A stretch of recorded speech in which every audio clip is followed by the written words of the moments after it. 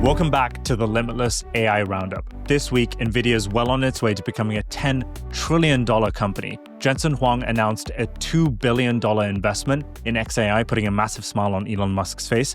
But Sam Altman's been pretty busy as well. He announced 800 million total weekly users on ChatGPT, which is a 300 million jump from last update, which is absolutely insane.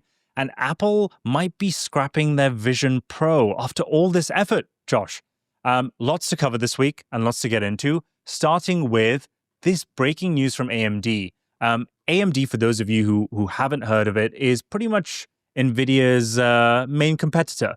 They create a bunch of important chips, GPUs, and infrastructure needed to train and inference new AI models. And in this announcement, they secured a partnership with OpenAI of a total of 6 gigawatts over multiple years. I think the specific is 5 years in total. But the most important fact about this, in my opinion, is the 10% equity stake that they're offering Sam Altman. Josh, did you hear about this? They're basically offering up a stake for OpenAI in their own company. Yeah, this is a pretty outrageous deal. Before we get into the deal, can we just take a moment to look at the chart, if you don't mind pulling that up? Because the weekly chart of AMD is outrageous. And I think it's very reflective of the size and scale of this deal. Yeah, so on the day the news broke, I think the stock was up almost 40%. It might have closed like around plus 30% or something outrageous, but the market loves this. And I think the reason why is because this is a big bet and a vertical integration of technology. Like OpenAI needs chips, AMD needs someone to sell their chips to because NVIDIA is like kind of crushing everyone. And the deal, you could kind of view it in two separate ways. So AMD first, they sell OpenAI a mountain of chips. OpenAI promises to buy a gigantic amount of AMD's special AI chips. They're called the Instinct GPUs, I think, which is different from NVIDIA's Blackwell. They'll start with enough chips to use 1 gigawatt of power in 2026. So that's like the electricity needed to light up a whole city like Seattle. Like a gigawatt is huge. No one's reached it before, but they're going to try to do that in 2026. Over time, it'll grow to 6 gigawatts of total energy, which is like this like crazy outrageous thing. So like imagine you build a robot army for like a school project. You need 100,000 Lego bricks. Instead of buying a few at a time, you make a deal with the Lego store to get millions over 5 years. That's kind of how you could think of this deal with them. And then on the back end of the deal, OpenAI gets a chance to own part of AMD. So as part of the deal, AMD gave OpenAI a warrant, which is kind of like a special ticket to buy up to 10% of AMD's company super cheap. Think like a penny per share. But OpenAI only gets this if they hit the goals, like actually buying and using all of those chips without any problems. So like one example I was explaining to my friend is that if you're trading Pokemon cards, you give your friend like a bunch of rare cards now, and in return, they promise if your collection grows big enough, you get to own half of their card box for free. So it's kind of a win-win. You get what you need now in hopes of earning a lot of revenue down the line. And that's kind of how you could think of this deal is it's a bet on both of their futures, but aligned to the same outcomes. So all of this only plays out in the case that OpenAI is able to make these data centers, and then AMD is actually able to give the GPUs required to make these data centers, which is a big win-win, and the market loved it. I mean, this chart is very reflective of how impressive people think this deal is. There's a lot of talk about this like kind of like circle of revenue happening where like OpenAI is paying AMD, AMD's lending stuff to OpenAI. But overall, the market seems to like it. Did you have any takeaways from this? Well, that's kind of what I want to get into. You can frame it as one way as a win-win, as you said, but it could also be framed as kind of like a house of cards that might come crumbling down at any point. As you said, like OpenAI is promising to pay for these things, but they don't actually have the trillions of dollars needed to pay for these GPUs just yet. And in AMD's position, they don't have the chips or the infrastructure ready to go either, right? So it's kind of like hey, I owe you and we'll promise to build this out. And actually the 10% equity stake that was offered to Sam Altman was to sweeten the deal in any case, saying like, listen, I know that NVIDIA is the big dog, but we can deliver on this and we're promising you in good faith that you can buy 10% of our company at a given price if you just trust us and we deliver on it. And there'll be milestones that rank this up, right? I want to dig into the math very quickly because the margins are, as you can imagine, pretty nuts. So the total number of units that are promised for 6 gigawatts is 5 million units of AMD processors. And the price per GPU is around 20 grand. So total revenue for AMD in this would be around $100 billion. That's a That's a big number. And I know OpenAI doesn't have that money just yet, right? And the gross profit that AMD is taking from this is 50%. That's $50 billion. But then someone is saying, well, okay, but they're giving 10% of the company. But then 10% of AMD's equity at Friday's close, which is, I think, before this announcement was officially made, or maybe on the day of this announcement, was $21 billion. So you're assuming that if you can buy in at a $21 billion valuation, by the time that these gigawatts are served to OpenAI, they'll probably be worth a marginal amount more. So really, AMD spent $21 billion to make $50 billion in the immediate terms, which is a pretty good deal. One other thing that I thought of is this is an unexpected move from OpenAI and Sam Altman specifically, because he's been in really good cahoots with Jensen Huang and NVIDIA. And Jensen's been kind of known to rule the roost, and you don't want to ruffle feathers with him. And this is a direct violation of that. In fact, Josh, I don't know if you saw this, but he had some supposed commentary, which is detailed in this tweet, where he goes, I saw the deal. It's unique and surprising. Considering they were so excited about their next generation product, I'm surprised they would give away 10% of the company before they even built it. Anyway, it's clever, I guess. So I don't know directly where that quote is taken from, but you can just tell that Jensen is kind of like sitting on top of his throne, and he's watching what's happening, and he's making sure that the kids behave. And one final point is, I saw a tweet going around. I couldn't find it, which was apparently taken from a statement from OpenAI, basically saying, we're entering this partnership with AMD, but this by no means violates our partnership with NVIDIA, who we trust and we love so much. And we're looking forward to taking our partnership with NVIDIA further in the future. He actually mentioned NVIDIA more than he mentioned AMD, which is what the announcement was about. So there's this cautious treading around, okay, whose GPUs are we going to take, which is a strategy which Sam has been employing not just in the GPU world, but with compute in general. Remember, he had an over-reliance on Microsoft less than a year ago, and now he's kind of like spread that to Oracle and a number of other providers. So just an interesting trend to note. Yeah, I love this quote from Jensen that we have on the screen. He's just so hyper competitive. And then I listened to a lot of the things that he said.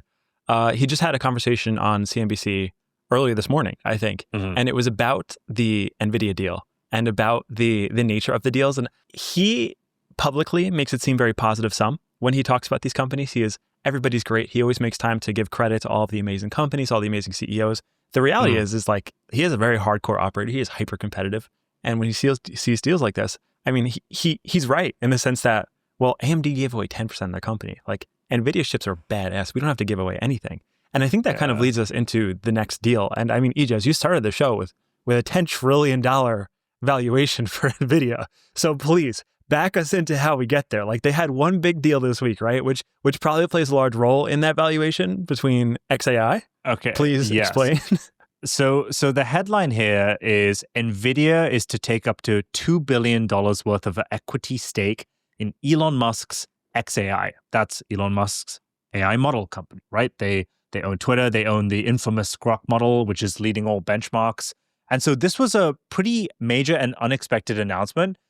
Now that we've just spoken about the AMD deal, Josh, I do wonder if Jensen got kind of pissed and was like, well, screw you, Sam. I'm going to remind you that I don't have an over-reliance or oath sworn to OpenAI. On the conversation that he had with CNBC this morning, he made a very explicit point to say, I'm very excited to participate in all of Elon's companies. I intend on continuing to participate. My only regret is that I didn't spend more, that I didn't invest more in these amazing companies. So it is very clear this is war. We are fighting.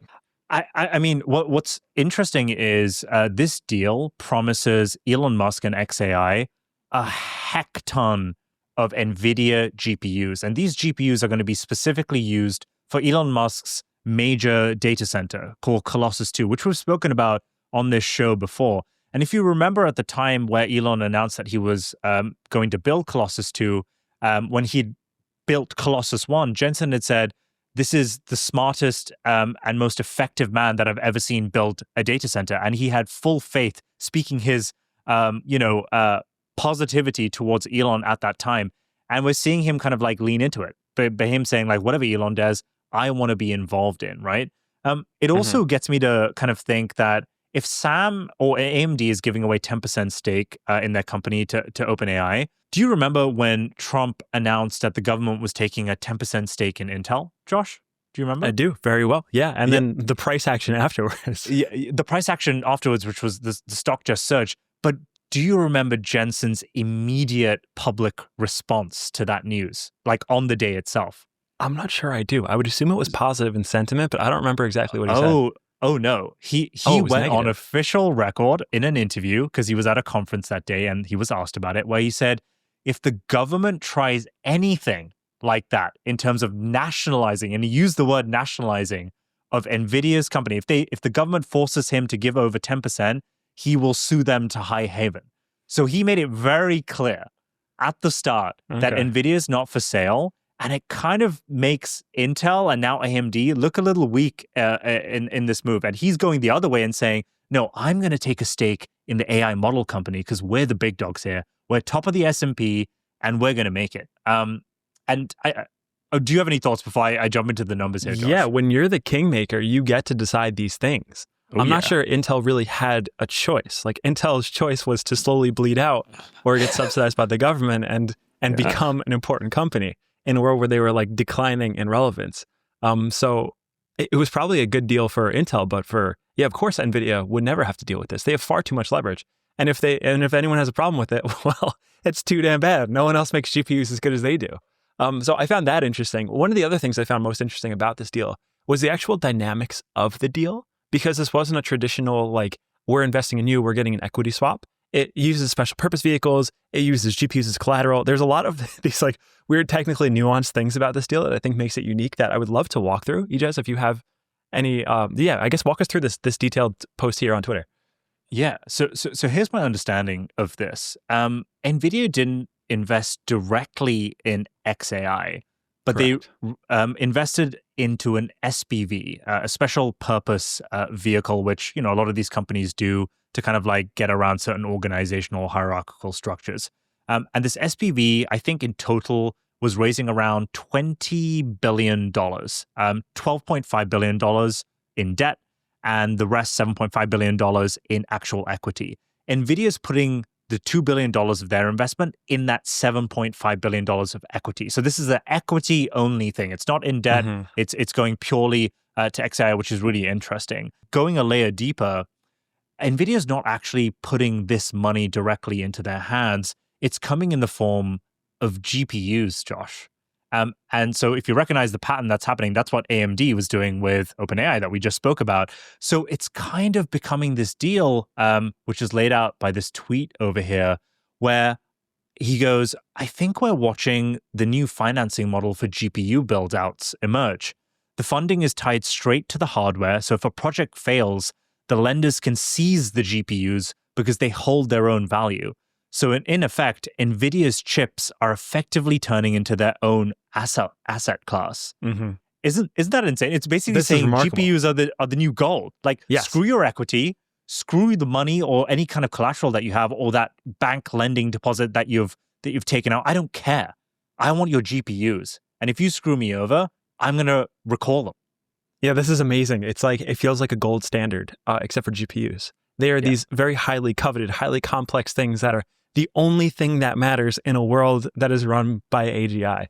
And to me, this deal is such a fun, forward-looking way of viewing the world, denominating value in GPUs versus dollars. Because, I mean, we know the dollar is kind of like, we're in this inflationary thing, our like purchasing power is going down, but GPUs are the inverse of that. And using these GPUs as collateral is such a fun and fascinating way of structuring the deal. So why did XAI do this? Well, they need a way to get more power because obviously AI is exploding. Their Colossus supercomputer already has 100,000 GPUs, and this deal helps extend that in a huge way. So NVIDIA wants to stay on as the top dog of AI chips, especially after that deal with OpenAI and AMD. And XAI needs these GPUs, and they need more money to buy these GPUs. So who is the best person to raise all this money from? Well, the person who's making all of the GPUs, NVIDIA.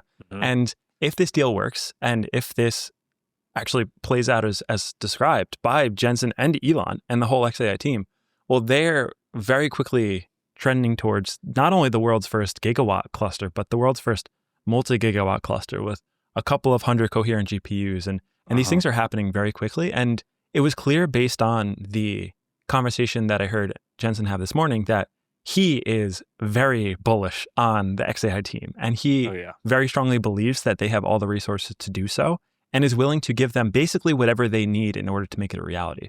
Because the downstream effects, one, are that, Jensen just sells a ton of GPUs. But two, the XAI team is very much showcasing the full capacity of NVIDIA, the company. It's like, if you actually have all of the ability to manufacture these data centers and build them quickly, well, this is how amazing the results can be if you use our product. So it's a win-win for everyone. It was a really cool deal.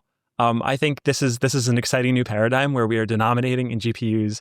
And as a result, just very bullish on NVIDIA, man. Like, through all of this, they seem to be in the best position. They have nothing but growth. There's no world in which the NVIDIA market cap does not keep going up. Like, I very much understand the $10 trillion market cap. Like, sure, maybe there's some spending bubble, but long tail effects of this are huge. This is a trend that is not changing for a very, very long time. I just want to point out, this is a public service announcement for all the doomers out there that are listening to this.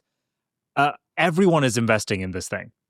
Everyone's rolling the dice. Everyone's taking this big bet. And you're seeing the leaders of this industry, like we have on this tweet up here from Greg Brockman, president and co-founder of OpenAI, saying, we're working to build as much compute as we can, as quickly as we can over the next few years.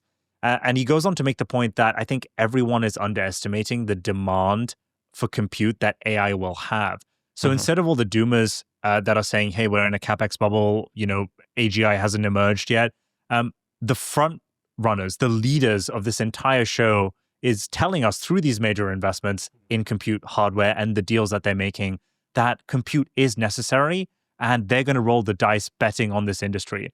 And there's a wider point here, Josh, which I'm wondering if you agree with, which is it's make or break for America at this point. I tweeted about this yesterday because I was just kind of like thinking about this whole like America versus China thing. And, we're going to have a robot episode coming out tomorrow. And China's like, in my opinion, leading ahead over there. But it's like, how does America win here? Like, they need to take these big bets. They need to perhaps take a 10% stake for the government and kind of like bring all manufacturing onshore and ramp up their robotics investments and push S&P to all-time highs every single week. Because if they don't, we risk losing it all. And I think that is just full-on startup mode for America, and I'm excited to see where it goes. I like the idea of just turning blinders to China and not really paying attention and just keeping the focus on us in-house. To back in again to your $10 trillion valuation, one of the things that I've just began to realize recently is the fact that like basically the entire world runs on CPU architecture. Like everything is run on CPUs. It's like that's how we use computers. That is how all the computers that you look at across the world run. But with the advent of AI and most recently reinforcement learning and inference, where much more tokens are generated or required to be generated in order to give a better response, there are like these two forces at play where one, while the natural flow of this AI innovation is leading to exponentially more tokens needing to be generated, and two, all of those tokens are generated on a GPU. So if you believe in the idea that AI will be ambient throughout all the computing in the world, then you also kind of have to believe that the entire CPU architecture of the world needs to flip over to GPUs.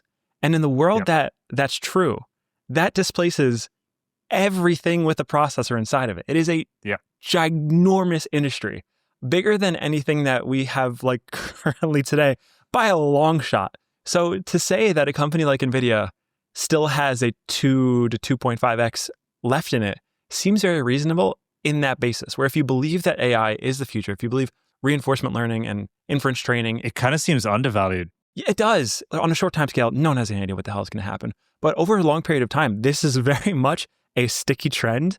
And there's one company very clearly at the forefront. So bullish on NVIDIA, bullish on GPUs, bullish on all of these deals. Don't forget, NVIDIA started off as a gaming GPU or gaming hardware company. That's how we know about them. Because dude, I'm a freaking, I loved gaming. I built my own custom PC. Tell us the law. Tell us the law, Josh. I gamed all the time and I built a custom PC to play games on.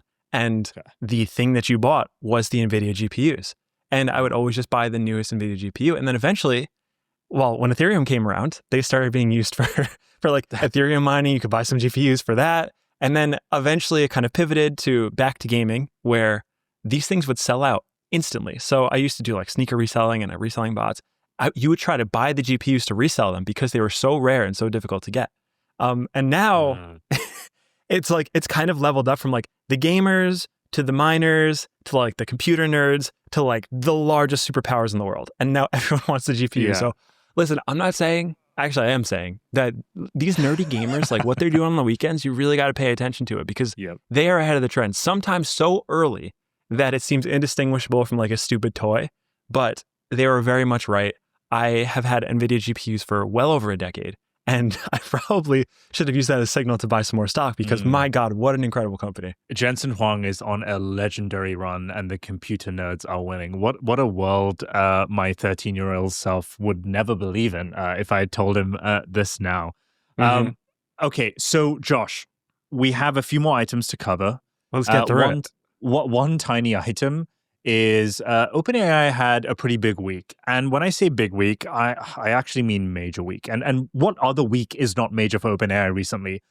Check out these stats. They announced 800 million weekly ChatGPT users. Josh, this was 500 million 4 months ago. Wait, EJ, I pulled some fun stats about this 800 million weekly active users number. So that means 1 in every 10 people on Earth is using their product every week. If users were a country, it would be the 3rd largest nation on Earth behind only China and India. You can fill 8,000 Super Bowls every week with your audience and still have people waiting outside. And every minute, 79,000 people are using it. That's more than an entire football stadium logging in every 60 seconds. So this is like a outrageous amount of weekly active users. And weekly should not be confused with monthly active users, which I'm sure is far more, where they have to be gradually approaching among the largest user bases in the world. I guess maybe behind Meta. I'm not even sure who else would be up in that category, but this is a tremendously large number to do so in not that long of a time period. And I think the other major number to pay attention to here is the 4 million developers. Now, one thing to be wary of is your product is only as good as your users say it is, but your product only gets better as much as your developers have access to it, as much as your developers want to build on it. Having 4 million developers focusing on one singular product, which has pretty much been ChatGPT up until this announcement, which we're seeing on the screen, which is from their OpenAI Dev Day this week, is absolutely insane. And we have an entire episode. Josh and I covered this immediately after the stream. We were one of the first brands to put out an episode on this. Go and check it out. It's on our YouTube page, Spotify, or wherever you listen to stuff.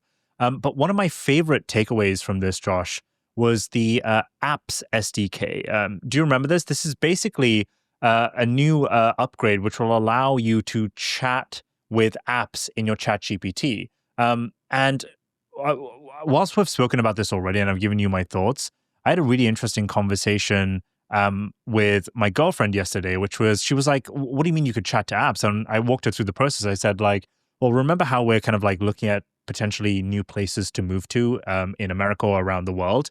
And you know how you usually type in a prompt and you're like, hey, like, where do I want to live? Like, tell me the top places or neighborhoods in this city. And then she's like, yeah, well, now you can say, what are some of the top listings for a home to rent or buy there? And it taps into Zillow. And then you could say, well, I want to set up viewings for these places. I'm going to visit there next week. And they're like, cool. Do you want me to book a flight for you? Do you want me to book the bookings for the listings for you? Let me give access to your calendar. And it does all of these things for you. It makes your life easier. But the thought that I had here, Josh, was this is a completely new way for the app builders themselves to interact with this new paradigm. What I mean by that is your app now no longer caters to humans. It caters to these AI models. It caters to these AI agents. And I think that that is not too dissimilar from brands going from brick and mortar physical stores where they had to care about location, they had to care about foot traffic, they had to care about where they position their products when people walked in, to online e-commerce, where suddenly people had to worry about SEO and becoming number one in Google's search page and search rankings. So in my opinion, this is like another jump. It's another jump to a different medium which people are figuring out in real time. And I don't think they've prepped for. And yeah, that was just my takeaway that I had to share, because I was like, oh my God, like this is completely like paradigm shifting. Yeah, they're eating the world. I think we see similar dynamics between OpenAI and NVIDIA in the sense that they have what everyone wants, which is one case is GPUs, but the other case is users. And if you have 800 million weekly active users and you have an opportunity to plug in to that user flow and actually add value to the user experience, that's a no-brainer. And it is very clear that OpenAI is now just trying to bring everyone to them and serve as an aggregator to the outside world. And I think that's great because they're definitely the best equipped to actually do that. So yeah, that was an interesting little thing this week. Again, for people who don't know or who aren't up to date, we did drop the episode yesterday. So check it out. Do you want to talk about Sora here? Sora update number 1. I see a Sam Altman blog post. I would love to. So Sora update number 1, but it is also officially the number 1 app in the App Store, Josh. So this week or a week ago, OpenAI announced their new text-to-video model, but they did it with a twist. They also announced a brand new social media platform, which is kind of like TikTok, but every single video is AI generated. Josh and I kind of hated on it, and I kind of rounded off the episode with, maybe this might work, maybe it won't. And I have to say, I've ended up loving it since. I've created a, sorry, I'll have you know, why? Josh. You got to tell me why. Okay, I'll tell you why. And I don't know if I'm too proud to announce why, but I'll say it anyway. I like seeing myself feature in all these random fantasies or ideas that I can come up with. But more so, I like doing it with my friends. I can cameo David Hoffman. I can cameo you in a fun little video if I have a fun little idea and share it with you. And I have to say, I'm not doing it with the idea of like, hey, Josh, look how real this is. Wouldn't it be cool? I'm not like sending you a hint saying like, I wish we could do this. It's more like, isn't this a funny meme? Like, look at us joking around. You and I would never do this. And so I guess that novelty hasn't worn off for me and hasn't worn off for a heck ton of other people. Reaching number 1 in the App Store is no joke. Yeah, I mean, for me, I haven't even opened up the app in like 2 or 3 days. So it has lost the stickiness for me, but I think I share your enthusiasm in the sense that, again, this is a company with 800 million active users that just dropped a social media application on a whim, just to test things. And I admire that about Sam and the OpenAI team is their willingness to experiment and to increasingly break down borders. I mean, the copyright thing was one of them where you can make your videos with like Pokemon or SpongeBob or these copyrighted characters, and their willingness to kind of bend the rules a little bit in terms of shipping faster and innovating faster, I really admire. So I expect this to be a directional trend with OpenAI where we see a lot of new technology, applications, products just being launched and just seeing which ones stick, which ones don't, but using them as these platforms to kind of complete the development circle where new technology, pair it with a product, release the product, and just see what happens. And Sora, overwhelming success. I mean, number 1 in the App Store. All of these viral videos that I'm seeing on Instagram and TikTok and everything, like it's a really big deal. So props to the OpenAI team. Most of the virality is not happening on Sora though, right? It's happening on like Instagram and TikTok. I've seen a million Sora videos that have got like millions of likes and hundreds of millions of views, not on the actual Sora app. So that's probably like a loop that they need to tie in. But I have to push back on you a little bit, Josh, because whilst they were brave with going down the, hey, we're going to infringe on a bunch of copyright and you can sue us or opt out or whatever, they've kind of been backtracking on that this week as well. They've basically been removing a bunch of copyrighted material, and it's resulted in an experience where when people are trying to create videos, and I've seen this myself, you just get an error message saying, sorry, we can't create that video. It's been prohibited.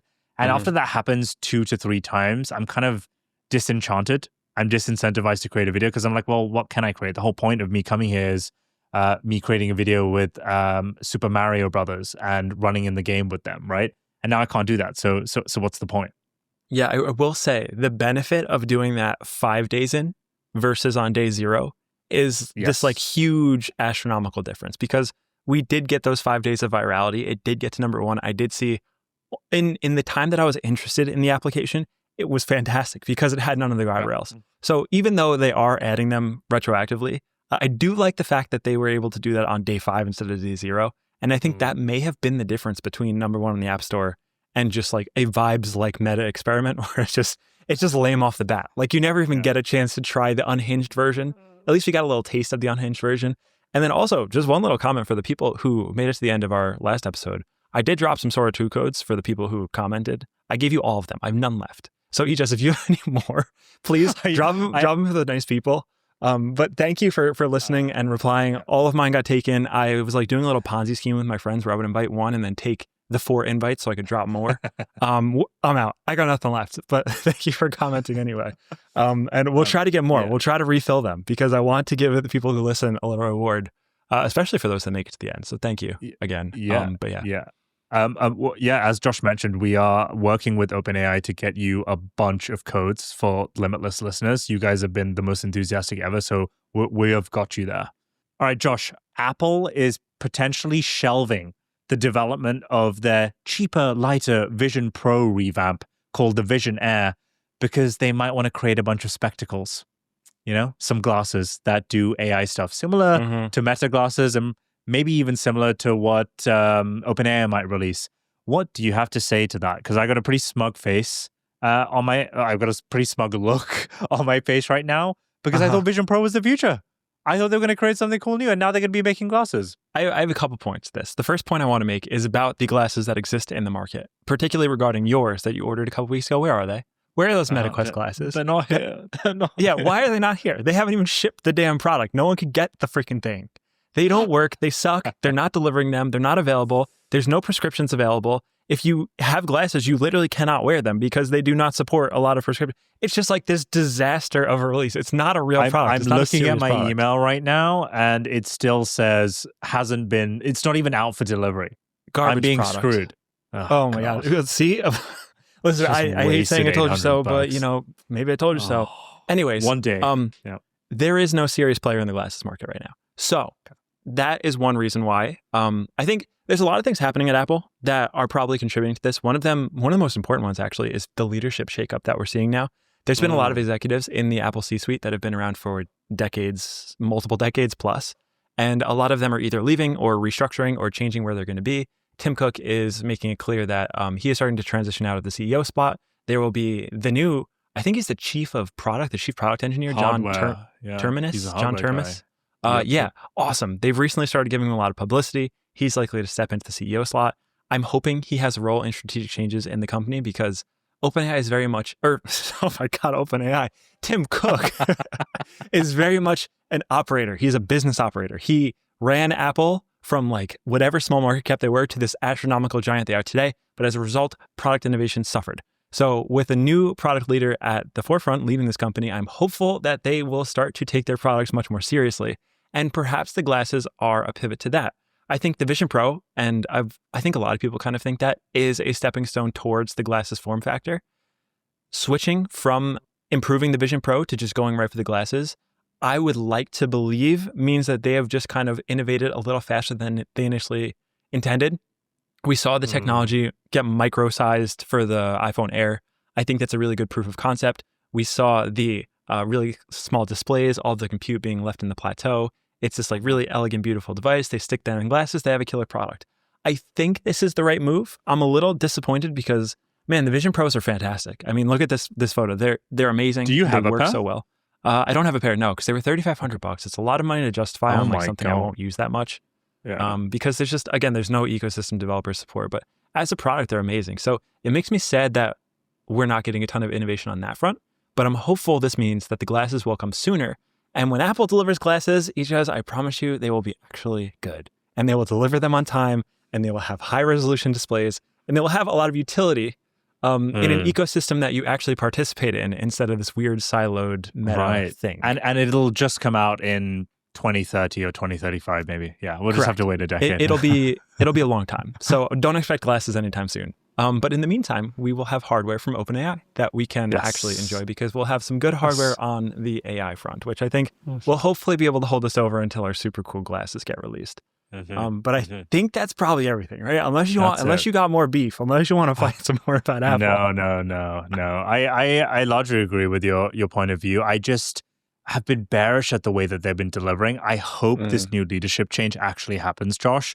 And if they're putting a hardware guy, at the helm, Love. that is extremely bullish because that means he's going to come up with a new hardware product, and he's probably not going to be another. It's not probably not going to be another iPhone. It's probably going to be something major. He wants to put his foot down, stamp his kind of like legacy. So I'm excited about that. But that is it for this week's Roundup episode, folks. As Josh mentioned, the thing that we're giving out are Sora codes. Josh may not have many right now, but he will have plenty in about 2 days' time when I get a response from the OpenAI folks, Josh. That is the latest update, by the way. Okay, all right. Because I was going to say, don't promise the people what we can't give, but we do have insider info.